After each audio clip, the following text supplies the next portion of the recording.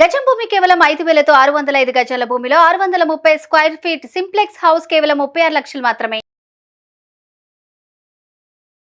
నమస్కారం శశికాంత్ గారు. నమస్కారం నాగరాజ్ గారు. చాలా మంది అంటే పల్లవి ప్రశాంత్ అనేటువంటి వ్యక్తికి బెయిల్ వచ్చింది అనగానే అంత మీడియాలో కూడా ఓకే బెయిల్ వచ్చిందంట అనేటువంటిది. అంటే విషయం ఏ విధంగా హైలైట్ అయింది అని అంటే అవర్స్ కూడా గడవలేదు విన్నర్ అయ్యి, బట్ రకరకాల కథనాలు చూసాము, వెంటనే జైలుకి వెళ్ళడం అనేది. బట్ దీని వెనక రాజకీయం కూడా జరిగిందనేటువంటి దాని మీద అడ్వకేట్ మాట్లాడినటువంటి మాటలు చూస్తే అర్థమవుతుంది. అంటే ఎలా చూడాలి దీన్ని, అండ్ ఓవరాల్ స్టోరీ పిక్చర్ కనుక మనం మాట్లాడుకోవాల్సి వస్తే దీని వెనక జరిగినటువంటి కథలేంటి, కథనాలు ఏంటి, మీకు తెలిసిన వాస్తవ కోణాలు ఏంటి, నిజంగా పొలిటికల్ కూడా యాడ్ అయ్యేంత జరిగిందా?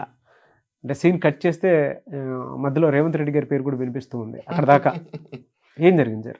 ఒకవేళ మీరు నన్ను ఇవాళ పల్లవి ప్రశాంత్ది రాజకీయ కోణంలో ఏమైనా జరిగిందా అని నన్ను అడిగితే ఖచ్చితంగా జరిగింది అని చెప్తాను. ఎలా?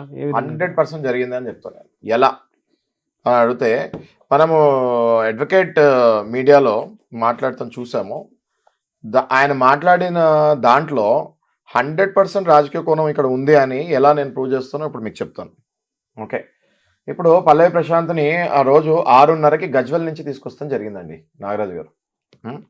6:30కి గజ్వెల్ నుంచి తీసుకొచ్చి 12ంటికి రాత్రి జడ్జి గారి ముందు ప్రవేశపెట్టి అర్ధరాత్రి ఆయనని కస్టడీలోకి తీసుకుంటాం జరిగింది. ఓకే, 6:30కి తీసుకొచ్చి 12ంటికి చేసేవాళ్ళు ఆయనని 6:30 నుంచి హౌస్ అరెస్ట్ చేసేసి తెల్లారి కోర్టులో ప్రవేశపెట్టచ్చు. అర్థం చేసుకోండి. అండ్ ఇదంతా పోలీస్ స్టేషన్, ఏ పోలీస్ స్టేషన్ చుట్టూ తిరుగుతుంది? జూబ్లీ హిల్స్ పోలీస్ స్టేషన్ చుట్టూ తిరుగుతుంది. జూబ్లీ హిల్స్ ఇప్పుడు ఈయన వేసిన అభాండం ఏంటి అంటే Jubilee hills police station SHO, okay, ఆయన మీద ఈయన అభాండాలు వేస్తే జరుగుతుంది. ఎలా? ఆయనకి కేసీఆర్కి సంబంధం గతంలో ఓకే ఫ్యామిలీ రిలేషన్స్ ఏవో ఉన్నాయని చెప్తున్నాడు ఈయన అడ్వకేట్. డైరెక్ట్ మీడియాలో చెప్పేశాడు. ఓకే, ఇప్పుడు మనం దాన్ని విశ్లేషిస్తున్నాం, రైట్? సో 6:30కి తీసుకొచ్చి 12ంటికి జడ్జి గారి ముందుకు తీసుకెళ్ళి జైలుకి పంపించారు.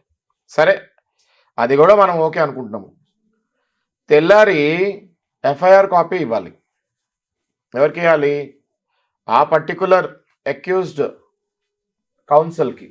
అంటే ఆ అక్యూజ్డ్ కౌన్సిల్ అంటే ఏంటి? అక్యూజ్డ్ అంటే నింద మోపబడిన వ్యక్తి, కౌన్సిల్ అంటే అడ్వకేట్, లాయర్. ఓకే, ఆ అడ్వకేట్కి పోలీస్ స్టేషన్కి వెళ్తే ఆయన మీద కూడా పోలీసు వాళ్ళు దౌర్జన్యం చేశారని చెప్తున్నారు ఈయన.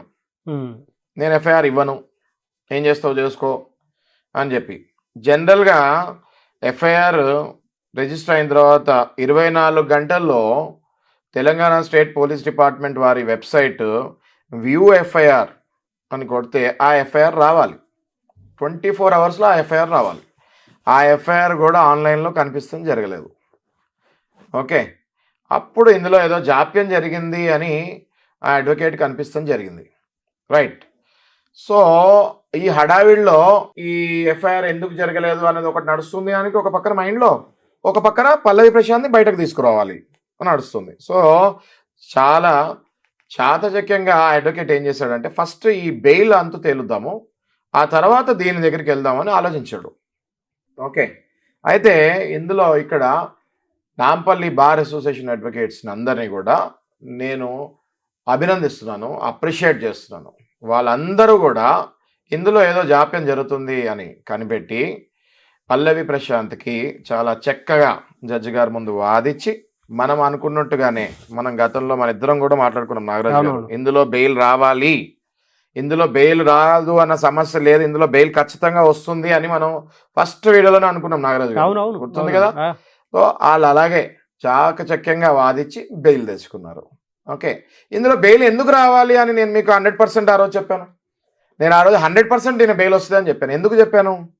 సెక్షన్స్, ఈయన మీద పడిన సెక్షన్స్ అన్నీ కూడా 7 ఏళ్ల కింద, 7 years కింద ఏ పనిష్మెంట్ ఉన్నా కూడా దానికి స్టేషన్లోనే బెయిల్ ఇవ్వమని 2014లో Arnesh Kumar versus state of Bihar అనే ఒక జడ్జ్మెంట్ వచ్చింది. లీగల్ లాంగ్వేజ్లో దాన్ని మనం సైటేషన్ అంటాం. ఈ సైటేషన్లో ఏం చెప్తున్నారంటే 7 years కింద ఉన్న ఏ పనిష్మెంట్కైనా కూడా ఊరికే జైలుకి పంపించకండి, స్టేషన్ బెయిల్ ఇవ్వండి. 41A నోటీస్, 41A నోటీస్ అంటే ఏంటి? 41A నోటీస్ ఇచ్చి వాళ్ళని ఇంటికి పంపించండి. మీకు ఏమైనా డౌట్స్ ఉంటే పిలిచి ఎగ్జామిన్ చేయండి, అంతేగాని దీనికి కూడా జైలుకి పంపించకండి.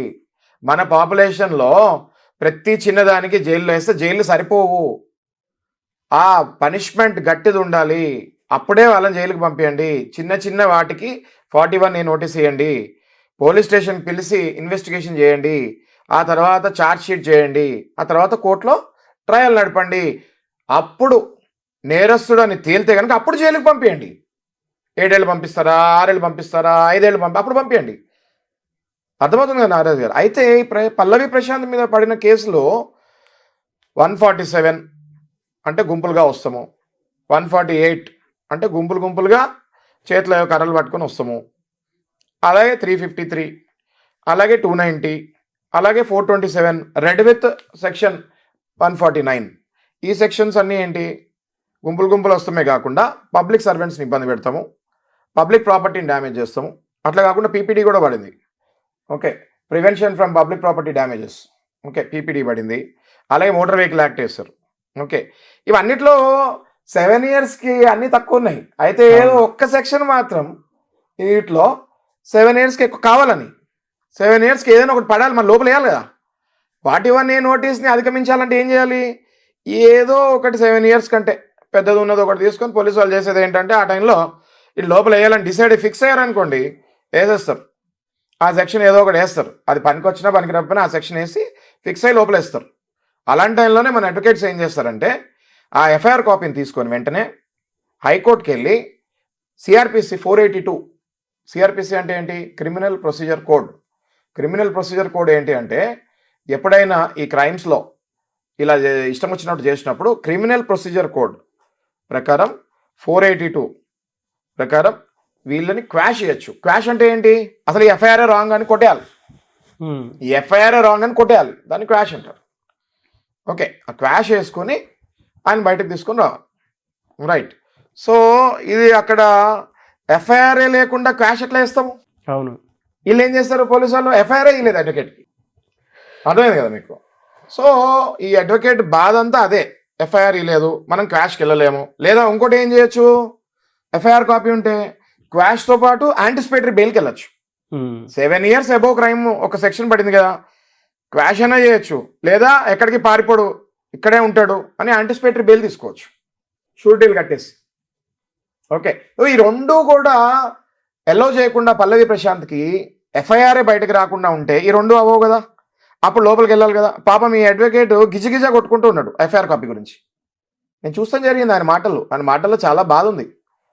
ఓకే, సో లక్కీగా చాలామంది సీనియర్ అడ్వకేట్స్ వీళ్ళు కలిసి నాంపల్లి బార్ అసోసియేషన్కి నేను హ్యాట్స్ ఆఫ్ చెప్తున్నాను, కలిసి ఈయనకి బెయిల్ ఇప్పిస్తాం జరిగింది, బయటకు వచ్చారు. రైట్. కానీ ఈ బెయిల్ ఎప్పుడో రావాలి, అసలు ప్రశాంత్ లోపలికే వెళ్లకుండా క్వాషో యాంటిసిపేటరీ బెయిలో తీసుకుని లోపలికి వెళ్ళేవాడు కాదు. అయితే ఇప్పుడు లోపలికి వెళ్ళాడు, సరే బయటకు వచ్చేసరికి పల్లవి ప్రశాంత్ కథ సుఖాంతం అయింది. ఇదంతా ఎందుకు జరిగింది? పల్లవి ప్రశాంత్ మీద అంత కక్ష నిజంగానే ఉందా? అసలు పల్లవి ప్రశాంత్ మీద అంత కక్ష, అన్ని సెక్షన్లు టెర్రరిస్టా? పల్లవి ప్రశాంత్ మరి 106 రోజులు అసలు బయట ప్రపంచానికి కట్ ఆఫ్ అయిపోయి మళ్ళా మైక్రోఫోన్తోనే ఉన్నాడే. అన్ని సెక్షన్లు వేసేసి లోపల పంపించేంత అవసరమా? సెక్షన్లు వేయచ్చు, 7 ఏళ్ల కింద సెక్షన్లు బెయిల్ రావచ్చు, ఆర్ 7 ఏళ్ల పైన సెక్షన్లు వేసినా ఎఫ్ఐఆర్ ఇవ్వచ్చు. ఆ ఎఫ్ఐఆర్ పెట్టుకుని యాంటిసిపేటరీ బెయిల్, ఇవన్నీ కాకుండా ఎందుకు చేశారు అన్నది ఈ అడ్వకేట్ తెలివిగా ఎందుకు ఇలా జరిగింది, ఇంతకాలం నా ప్రాక్టీస్లో ఇట్లా ఎప్పుడు జరగలేదే అని ఆలోచించాడు. చాలా తెలివిగా ఆలోచించి ఈయన డెప్త్కి దిగితే తెలిసింది చాలా పెద్ద ఒక కుట్ర జరిగింది దీని వెనకాల అని. ఇక్కడి నుంచి మనం డైవర్ట్ అవుతున్నాం నాగరాజు గారు. పల్లవి ప్రశాంత్ టాపిక్ కాస్త రాజకీయ కుట్ర ఎలా జరిగింది అన్నది నేను కూడా మీకు ఓపెన్గా చెప్తాను. ఓకే, ఆయన మాట్లాడిన దానిపైన మనం విశ్లేషణతో నా విశ్లేషణ కూడా చెప్తాను మీకు. యూజువల్గా అయితే బెయిల్ రావాల్సిన కేసు యాంటిసిపేటరీ బెయిల్, అసలు పల్లవి ప్రశాంత్ జైలుకి వెళ్ళకూడదు, ఇంత పబ్లిసిటీ, ఇంత పెద్ద న్యూస్ అవ్వకూడదు ఇది. 2 రోజుల నుంచి చూస్తుంటే మనం ఏ ఛానల్ పెట్టినా, ఏ యూట్యూబ్ పెట్టినా పల్లవి ప్రశాంత్ తప్ప అసలు ఏమైనా వినిపిస్తుందా?